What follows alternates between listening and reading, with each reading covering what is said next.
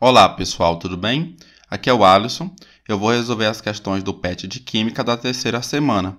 A primeira questão diz: dê nome às funções orgânicas presentes nos compostos abaixo, de acordo com as regras da IUPAC.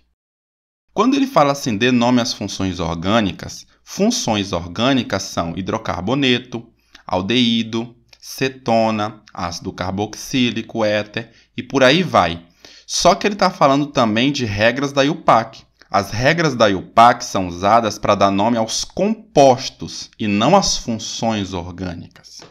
Então aí fica na dúvida se a pessoa que elaborou a questão queria o nome da função química, da função orgânica ou o nome do composto. Então a gente vai fazer as duas coisas, porque aí vocês aprendem mais também. Então aqui nós temos um átomo de carbono. Esse carbono ele faz uma dupla ligação com um átomo de oxigênio. Nesse mesmo carbono eu tenho um hidrogênio. Então essa função aqui é uma função aldeído, certo? Esse carbono dessa carbonila é um carbono primário. Notem que esse carbono só se liga a esse outro átomo de carbono. E como é que a gente vai dar o nome? A gente tem 1, 2, 3 átomos de carbono. Então, o prefixo é prop. Entre os átomos de carbono, só existem ligações simples. Então, eu tenho an como nosso intermediário. E como aqui é um aldeído, o final, o sufixo, é al. Então, o nome do nosso composto é propanal. Aqui nós temos outro composto. Notem o seguinte, eu tenho um carbono aqui. Esse carbono faz uma dupla ligação com o oxigênio. Esse carbono ele é um carbono secundário. Notem que ele está ligado a esse carbono aqui e a esse outro. Então, sendo um carbono secundário, então eu tenho uma função que é cetona. E como é que a gente dá o nome da cetona? Nós temos 1, 2, 3, 4 carbonos, então o nosso prefixo é but. Eu só tenho ligações simples entre os átomos de carbono, então eu tenho um intermediário an. E como é uma cetona, o final é ona. Uma cetona necessariamente tem uma carbonila cujo carbono que suporta essa carbonila é um carbono secundário. Logo, essa carbonila só poderia ser aqui ou aqui. Em ambos os casos, esse carbono seria o número 2. Então, nesse caso, a gente não precisaria indicar o número 2 para dizer a localização dessa carbonila. Nesse outro composto, eu tenho um oxigênio entre 2 átomos de carbono.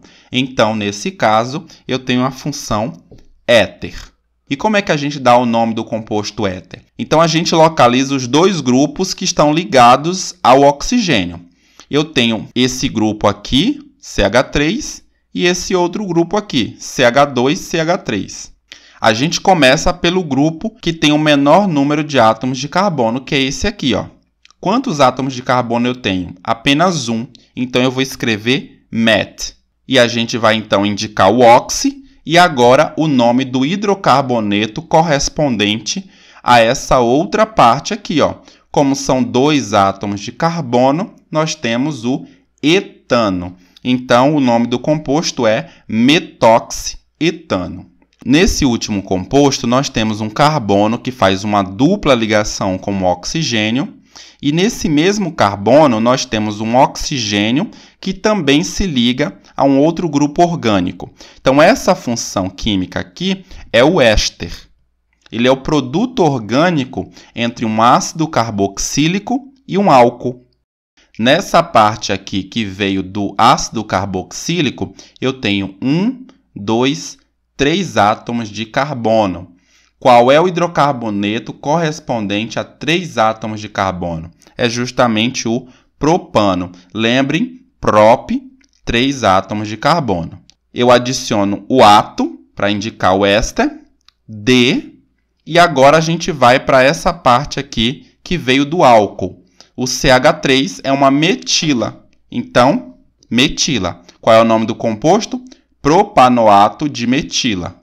A questão de número 2 diz o seguinte: a curcumina substância encontrada no pó amarelo alaranjado extraído da raiz da cúrcuma ou açafrão da Índia, cúrcuma longa, aparentemente pode ajudar a combater vários tipos de câncer, o mal de Parkinson e o de Alzheimer e até mesmo retardar o envelhecimento.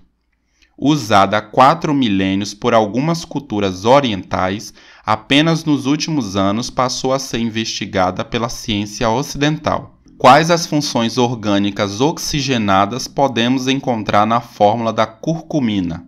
Observem o seguinte, aqui eu tenho um oxigênio, ele se liga a um carbono e a outro carbono. Ou seja, eu tenho um oxigênio no meio de 2 carbonos. Então, isso caracteriza a função éter, ok?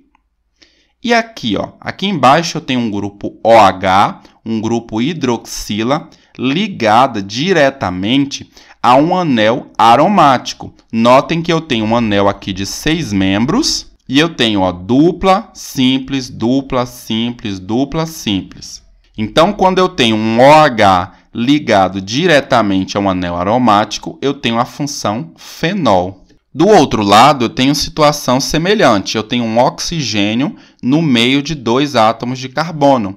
Então, eu tenho também aqui éter. E aqui embaixo, eu tenho um OH ligado diretamente a um anel aromático. E isso caracteriza a função fenol. Aqui eu tenho um carbono ligado por uma dupla ligação a um átomo de oxigênio. Então, aqui eu tenho uma carbonila.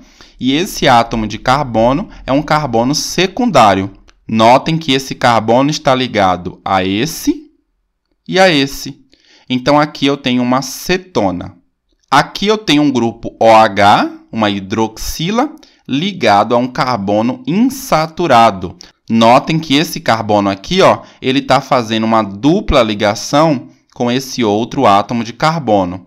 Então, quando eu tenho um OH, uma hidroxila, ligada a um carbono insaturado, eu tenho uma função enol. Cuidado para não confundir com o álcool. Para ser álcool, eu teria que ter um OH ligado a um carbono saturado, a um carbono que só faz ligações simples, o que não é o caso aqui. Então, qual é a alternativa correta? É justamente a letra B. Aqui eu tenho éter e fenol. A letra A diz éter e álcool. Nós temos o éter aqui, mas não temos álcool nesse composto. A letra C diz éster e fenol. Fenol nós temos, mas éster nós não temos. Letra D, aldeído e enol. O enol nós temos, mas o aldeído não. E a letra E diz aldeído e éster. Nós não temos nem aldeído, nem éster.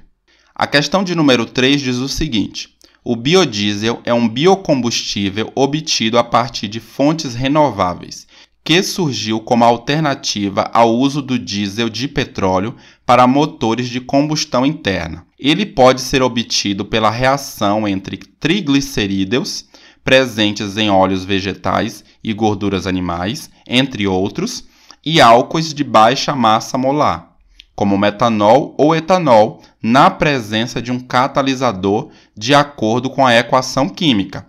Então, aqui nós temos os triglicerídeos reagindo com metanol na presença de catalisador, produzindo o nosso biocombustível, biodiesel, mais glicerol. A pergunta diz: a função química presente no produto que representa o biodiesel é... Notem o seguinte, pessoal, aqui os nossos triglicerídeos têm a mesma função química que o nosso biodiesel. Aqui nós temos carbono fazendo dupla ligação com o oxigênio e nesse mesmo carbono se ligando a um oxigênio que se liga a um outro grupo orgânico. Então, essa função aqui é uma função éster, que é exatamente a mesma função que nós temos no nosso biodiesel. Então, isso corresponderia à letra B, ok? Então, eu tenho um éster reagindo com um álcool, produzindo outro éster e outro álcool. Aliás, esse álcool, esse triol aqui, é o glicerol.